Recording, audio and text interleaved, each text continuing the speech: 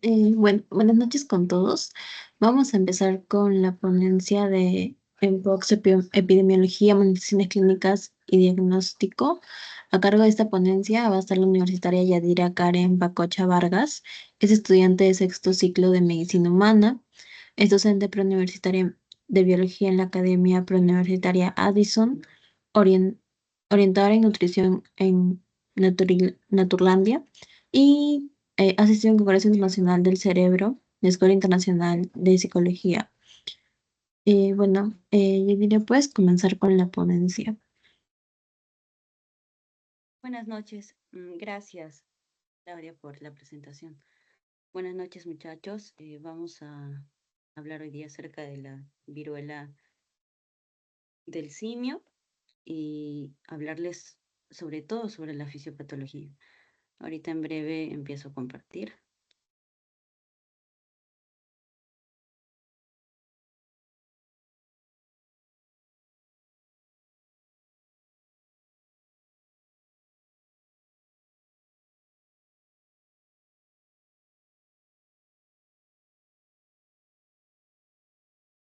Se ve, ¿no?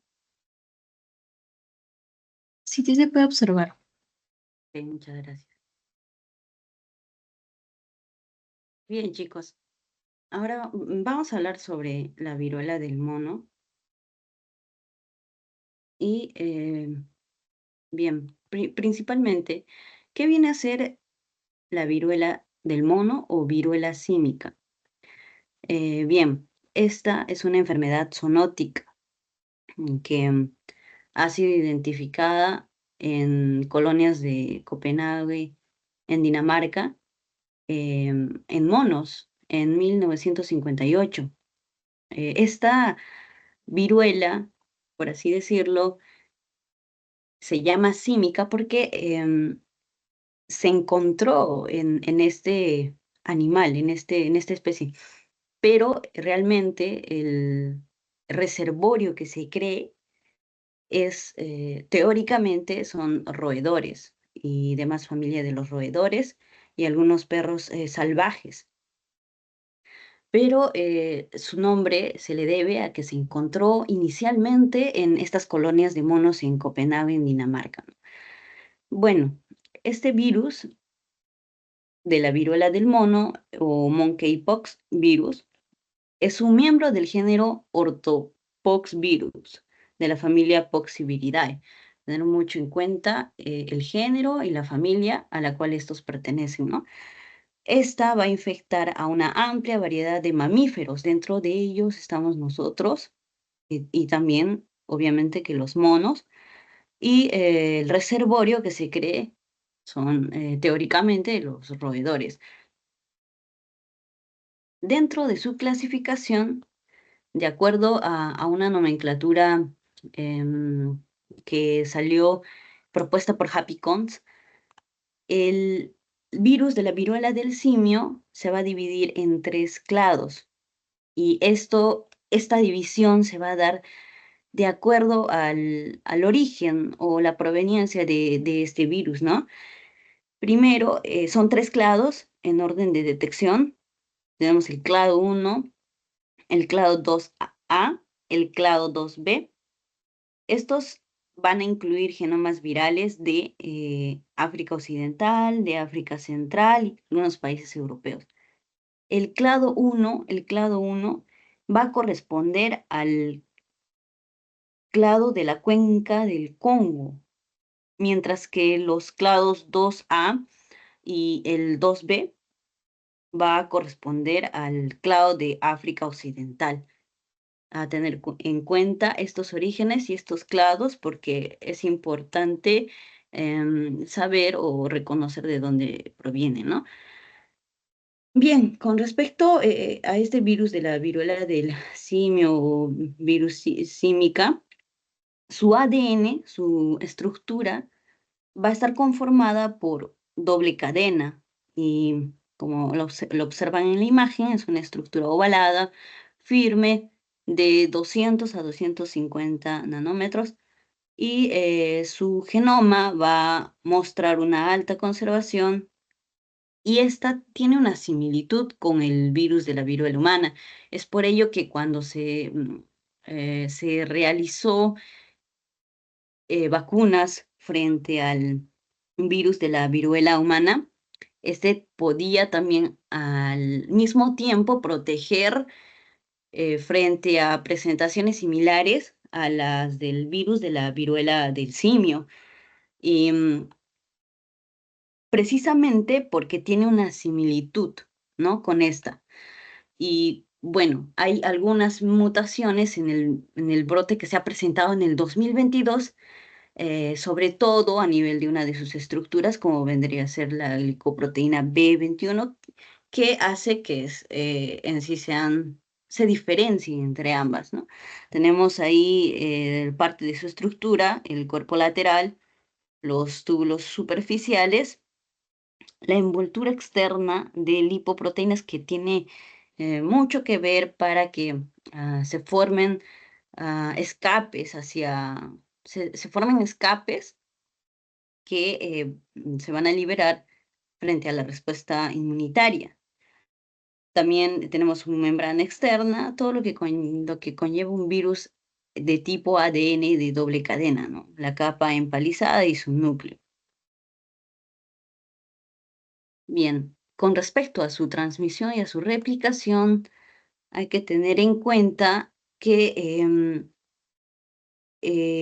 parece ser que la fuente más común de transmisión se dio mediante la manipulación de mamíferos infectados.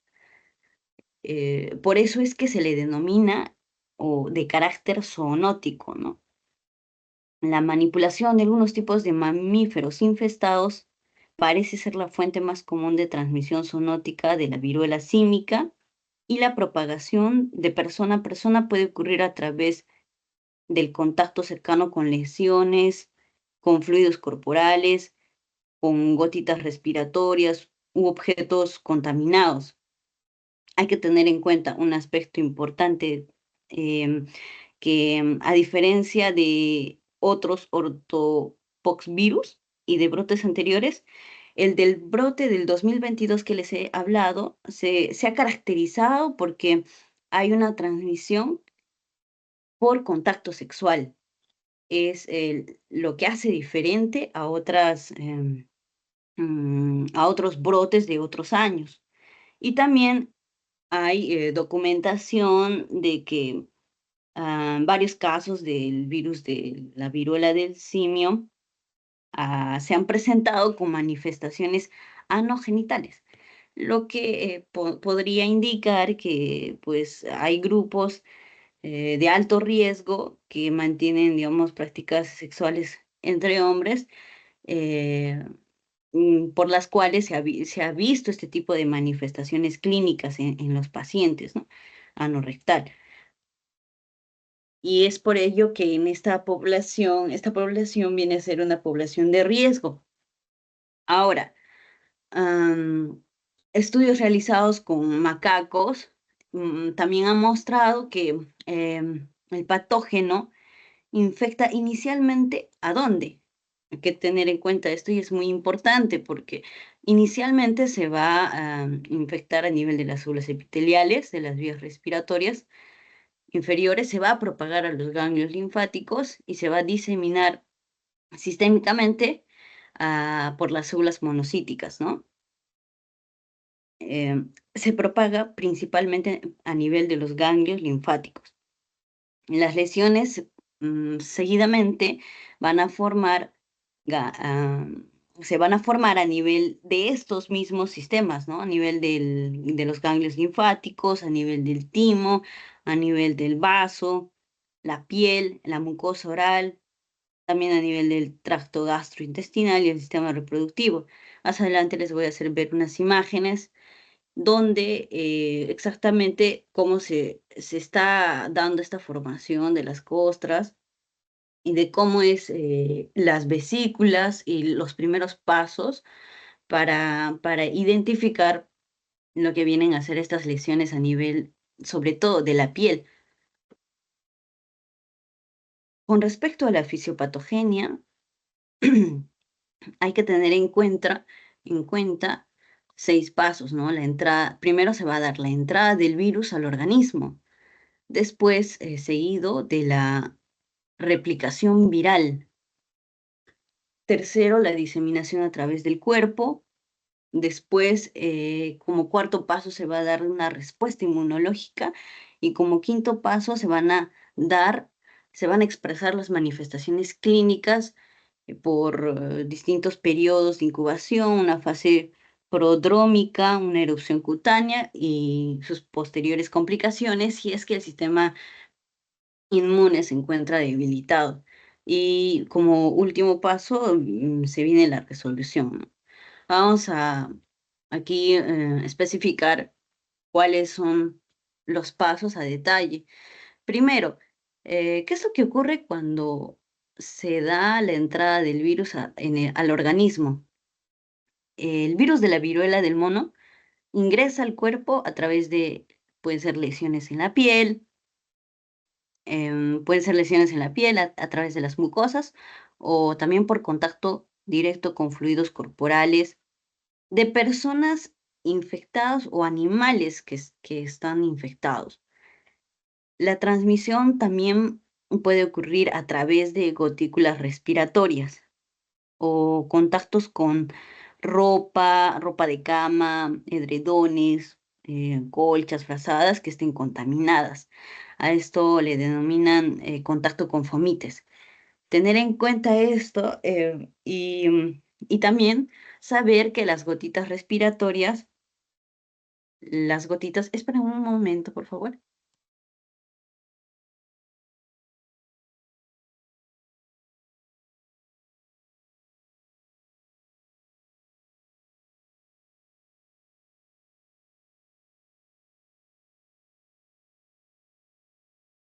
Disculpen, se me iba la batería de la computadora. Bien, estábamos que estas se van a transmitir por fomites, ¿no? Los fomites son los cubrecamas, la ropa en casa que está contaminada con estas gotitas, estas partículas, estas costras mieleséricas que se van a mostrar, que se van a desprender de las heridas que va a presentar el paciente. Bueno, hay que tener en cuenta la limpieza también para evitar esta contaminación. Una vez en el cuerpo, el virus se une a las células huésped mediante receptores específicos. Aunque ahorita el receptor exacto no se ha estudiado en gran medida, aunque el receptor exacto para la entrada del virus de la viruela del mono no está completamente caracterizado, así se podría decir, pero entra a través de estos receptores. Y lo que se va a dar es el siguiente paso, que viene a ser la replicación viral. En la replicación viral, lo que nosotros observamos es que el virus, como tiene un ADN de doble cadena, se va a replicar, pero aquí es lo raro y lo contradictorio. Al ser un ADN de doble cadena, nosotros pensaríamos que se va a replicar a nivel del núcleo, pero sin embargo, este se va a replicar a nivel del citoplasma de las células infectadas, ¿no? Lo cual es inusual, otra vez les repito, para un virus de tipo ADN, ¿no? Que normalmente se replican en el núcleo. Ahora, tras la entrada en la célula, el virus usa su propio grupo de enzimas, así por así decirlo, para replicar todo su genoma, transcribir el ARN y traducirlas en proteínas virales. Todo esto a nivel del citoplasma de la célula huésped. Lo que va a llevar a la producción de ¿qué? De nuevas partículas virales. Estas nuevas partículas virales se van a ensamblar y se van a liberar para infectar a otras células, ¿no? Posteriormente se va a dar la diseminación a través del cuerpo, que vendría a ser la siguiente etapa o la siguiente fase. En la diseminación a través del cuerpo, después de que se ha dado esta replicación, el virus se va a diseminar a través del sistema linfático. principalmente y primordialmente. Va a infectar a células del sistema inmune como macrófagos y las células dendríticas, ¿no? Que son parte de la primera defensa, la línea de defensa. Esta va a conducir a que haya una viremia primaria, en la que, ¿en qué consiste esta viremia primaria? Consiste en que el virus va a circular principalmente por vía sanguínea y desde allí el virus puede infectar a gran cantidad de tejidos circundantes, ¿no? Ahí está el hígado, ahí está la piel, ahí está el vaso y también pulmones. Y a medida que la replicación va a progresar, va a ocurrir una segunda viremia que coincide con el inicio de los síntomas clínicos. ¿Ok? En- y ahí es donde empieza a actuar la respuesta inmunológica. El sistema inmune empieza a actuar frente a la presencia de esta formación de virus y esta diseminación a través del cuerpo. Y nos encontramos en el paso número 4, que es la respuesta inmunológica. La respuesta inmunológica, ¿cuál vendría a ser la primer tipo de respuesta que se activa?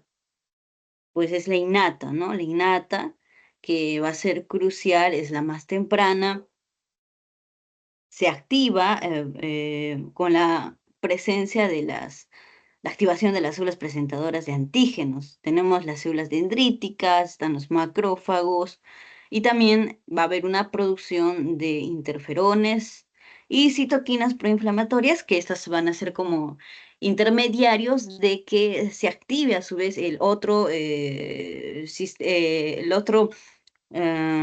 tipo de respuesta inmunológica, que vendría a ser la adaptativa, ¿no?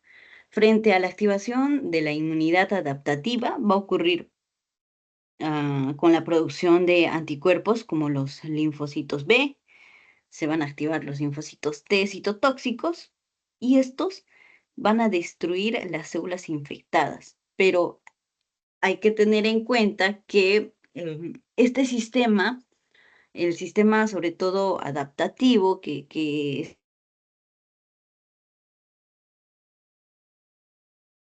especificado en tiene como meta destruir a este, pero no mide el daño que pueda realizar a nivel de los tejidos circundantes. O sea, no va a calcular este daño a nivel de las células sanas en su entorno de la infección, ¿no? Entonces, es el daño principalmente se va a dar porque la respuesta adaptativa con la producción de los linfocitos B y los linfocitos T van a dañar también al tejido adyacente. Y a pesar de esta respuesta inmune, el virus de la viruela del mono, esto es lo más interesante, va a tener proteínas virales. Estas proteínas inhiben la activación completa de la respuesta inmunológica y hace que éstas evadan la detección y la diseminación de este virus, ¿no? Es principalmente estos mecanismos evasivos que tiene el virus que hace que escape a la respuesta inmunológica. Y por ende, luego de que se haya activado tanto la respuesta innata como la respuesta adaptativa, se van a presentar las manifestaciones clínicas como quinto paso, ¿no? Donde vamos a tener el periodo de incubación, que suele durar entre 6 y 13 días, aunque puede variar también. Luego se va a dar la fase prodrómica, y aquí es donde se presentan los primeros síntomas, que incluyen la fiebre, el dolor de cabeza, están las mialgias, los dolores que son los dolores musculares característicos, está la linfadenopatía, que va a ser la inflamación de los ganglios linfáticos, una característica fatiga. En la linfadenopatía es característica de la viruela del mono. Tengamos en cuenta y presente esto, porque puede ser una pregunta que se les dé, ¿no? Porque esta es en comparación con otras infecciones similares, es la diferencia característica. Bien, con respecto a las erupciones cutáneas que salen, uno de los signos más característicos es la aparición de máculas, de pápulas y de vesículas que progresan a pústulas y finalmente se forman en costras, como en esta imagen. Son etapas, es las etapas evolutivas de las erupciones. Primera etapa están las máculas, se presentan como manchas rojizas esféricas. Después, en la etapa 2 como pápulas, ya un poco inflamadas. En la etapa 3 se presentan como vesículas, ya tienen una especie de rojez, como que ya tiende a tener como granitos, ¿no? Una especie de circular ahí, rojez, inflamación, ya no es plano como lo pueden ver en una mácula, sino ya tienen como que un borde. En la etapa 4 o la pústula, aquí se empiezan a formar pues en color blanco, una sobreproducción de contenido.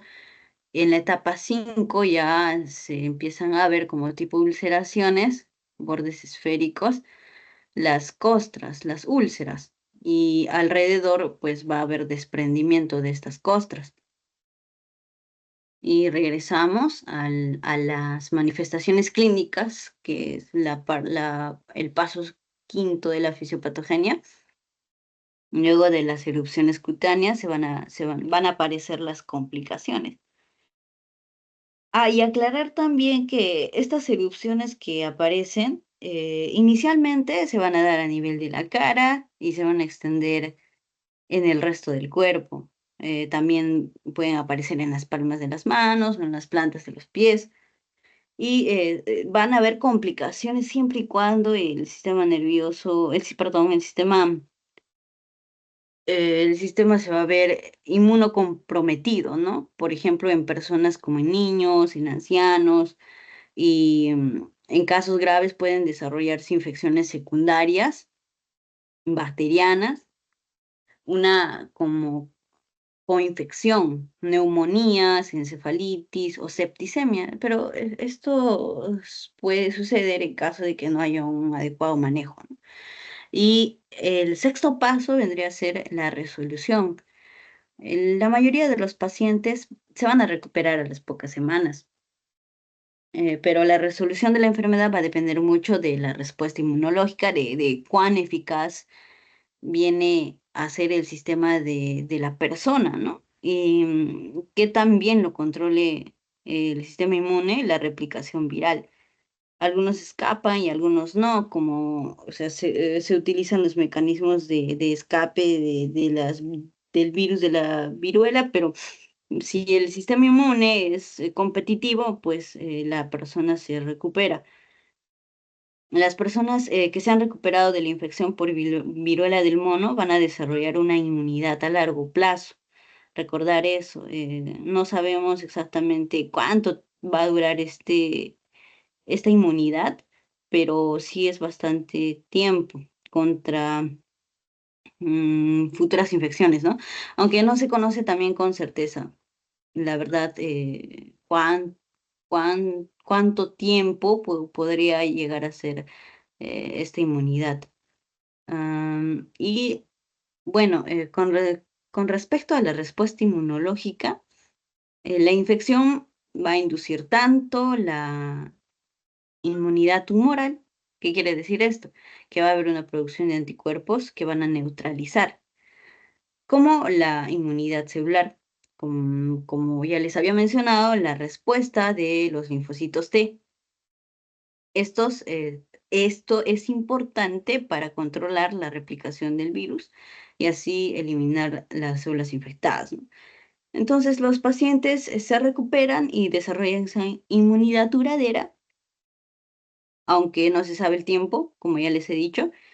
Sin embargo, la vacuna contra la viruela parece ofrecer una protección cruzada, como les había mencionado, ¿no? Porque por la similitud que tiene el virus de la viruela, entonces su vacuna va a ofrecer una protección cruzada, disminuyendo así el riesgo de la infección por viruela del mono. Aún no tenemos una vacuna contra la viruela del mono porque se está ejecutando y está en plena evolución, ¿no? Dentro de las manifestaciones clínicas, lo característico es el dolor de cabeza, la fiebre, la inflamación de los ganglios linfáticos, primordialmente, miren por dónde se disemina a nivel linfático. Si les preguntan cuál es la diferencia frente a otros tipos de virus y tipos de infección,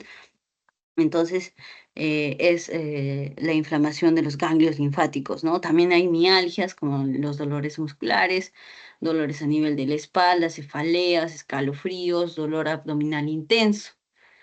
Am, y aquí se evidencia la presencia de costras, la presencia de pápulas, en este caso ya evolucionadas. Estas son las etapas evolutivas, ya les había mencionado. Tenemos las máculas, primero aparecen como máculas, después como pápulas, después como vesículas y pústulas, al último como costras. Es hasta aquí donde el paciente que está infectado puede contaminar a otras personas, infectar a otras personas, ¿no? Es en la resolución, cuando ya empiezan a desaparecer las costras y cicatrizarse, donde ya el paciente eh, ya no podría infectar a otras personas. Y generalmente la infección pues se da entre personas que han sido muy cercanas, ¿no? Se dice que la contaminación, la infección se da con fluidos corporales, relaciones sexuales, como ya les he mencionado. También, no solamente ellos, sino por gotículas, partículas. Pero esto no es altamente transmisible. ¿Por qué? Porque las gotículas tienen una carga más pesada. A diferencia de, digamos, del COVID, el COVID que era altamente transmisible, este, su partícula, pues su gotícula pesaba muy poquito, ¿no? Entonces, no era era muy transmisible, a diferencia de esta que es pesada y cae. Como cae, entonces el abarque, el rango de transmisión es menos, es corto. Y por ende, para que tú te infectes de ese virus, has tenido que tener un contacto muy, muy, muy cercano con la persona que lleva estas costras o que compartes fluidos y también sábanas. Hay una cercanía muy, muy, muy inmediata, ¿no? Entonces hay que tener en cuenta ello. Aquí tenemos más claramente mm, imágenes más reales acerca de las lesiones individuales del virus de la viruela del simio. Aquí se presentan las vesículas de 3 milímetros de diámetro. Recuerden que esto se va a presentar en la etapa prodrómica, ¿no? Donde tanto el sistema innato adaptativo como el innato y el adaptativo están luchando en el organismo. Entonces tenemos la presencia sobre todo a nivel de la piel, porque el virus va a transmitirse o a través de las vías linfáticas y también a nivel sanguíneo, ¿no? Entonces se presentan generalmente a nivel de la piel. Tenemos la presencia de estas vesículas de 3 milímetros de diámetro, seguido de pequeñas pústulas. Cuando yo les hablo de pústulas, ya se empieza a observar o a ver claramente una mancha blanca dentro. Es un contenido purulento de 2 milímetros de diámetro, son pequeñas. Y después tenemos las pústulas umbilicadas, que parecen al ombligo, ¿no? Si se han percatado, tienen un punto dentro y estas tienen un tamaño de 3 a 4 milímetros de diámetro. Estas son pústulas pequeñas, umbilicadas. Después, en el centro de que hay un puntito negro allí, va a empezar a ulcerarse porque se está como que necrosando, ¿no? Entonces, el tejido muerto empieza a ulcerarse y se va a dar una lesión ulcerada de aproximadamente 5 milímetros de diámetro. Y es aquí donde, si se han percatado, se empiezan a descamar, se empiezan a formar alrededor del tejido dañado, alrededor de la úlcera, costras, costras, ah, una especie como si fueran pelillos, si lo pueden ver. Y aquí, cuando las costras caen, digamos, en la cama, en los edredones, ahí también es un riesgo para contaminación de tener en cuenta esto. Ya cuando han empezado a removerse parte de las escamas o curarse, ya el paciente está empezando a recuperarse y entrar en la resolución, ¿no? En la resolución. Y bueno, aquí también se evidencia cómo empieza a salir a nivel de manos, también se ha visto que sale a nivel de las plantas del pie y la forma como son las úlceras de este virus de la viruela del simio. Tener en cuenta también cómo es que se forman las costras y cómo pueden caer estas y llegar a transmitirse el virus e infectar a otras personas, sobre todo a las personas que nos rodean, ¿no? A las personas más íntimas, la familia, la pareja. Y bien, y eso con respecto a la fisiopatología. Los síntomas, ya les he hablado acerca de los síntomas. El tratamiento, bueno, en sí las personas contagiadas con la viruela del mono necesitan sobre todo aliviar los síntomas para poder superar la enfermedad, ¿no? Aunque existen antivirales para esta infección, su producción es limitada y aún no hay en el país, ¿no? Se está viendo, se está estudiando. Bueno, el diagnóstico se va a dar si se presentan todas esas sintomatologías que les he mencionado, como la fiebre, el dolor de cabeza, ganglios inflamados, erupciones en la piel, sobre todo esto, en las erupciones en la piel. Se tiene que evaluar qué tipo de infección es. No podríamos compararla con impétigo, con otro tipo de una viruela y se tiene que aislar al paciente aproximadamente en una semana. Yo recuerdo un casito donde una persona que tenía impétigo, una infección de piel también, pero en este caso es de tipo bacteriana, tenía similitudes, formas de las erupciones en forma de vesícula, también tenía pústulas a nivel de la espalda y era muy, muy similar a las formas de presentación de este virus de la viruela, ¿no? Y pues a la persona la tuvieron que cuidar una semana, estaba en reposo en un cuarto para ver el estado evolutivo de las erupciones y de ahí poder verificar si estas eran o no del virus de la viruela del simio. Pero siempre es necesario hacer un descarte. Bueno, hay laboratorios que hacen el PCR, ¿no? Para descartar cuáles, si esta es una infección por el virus de la viruela del simio o tal vez una bacteriana y así se da el descarte. Posteriormente, más adelante, las inmunizaciones. La inmunización no es indispensable, como ya les he dicho, para superar la enfermedad, pero se puede evitar la propagación del virus, ¿no? Ya sabemos, hay que tener mucho en cuenta cómo se infecta esta. Y bueno, las preguntas. Tengo 5 preguntas y si es que me han atendido, por favor, a ver, ¿qué tipo de células son las primeras en infectarse tras la exposición del virus de la viruela del mono? ¿Alguien me puede responder?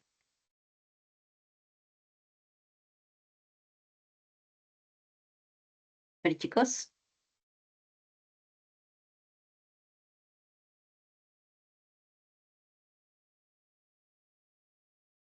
Bien. El virus inicialmente sabemos que se va a infectar a nivel de las células epiteliales, a nivel de las vías respiratorias o mucosas, y también se va a diseminar a las células inmunitarias de los tejidos adyacentes, ¿no? Entonces, esa es una pregunta clásica, se podría decir, porque ¿dónde se presentan las vesículas, las costras? Las úlceras se presentan a nivel de la piel, generalmente ahí. ¿Cuál es la fase inicial de la infección por el virus de la viruela del mono y cuánto dura? Aunque se los dije eh, oralmente, la fase inicial es asintomática, no contagiosa, y también se conoce como viremia primaria, ¿no? Les indiqué, y va a durar aproximadamente de 5 a 21 días. Ahora, con respecto a ¿cuáles son los principales órganos que el virus de la viruela del mono infecta tras su diseminación sistémica? Estamos hablando de una diseminación sistémica. Y los principales órganos que va a afectar son el vaso, el hígado, está también los riñones, los pulmones, ¿no? Los ovarios también.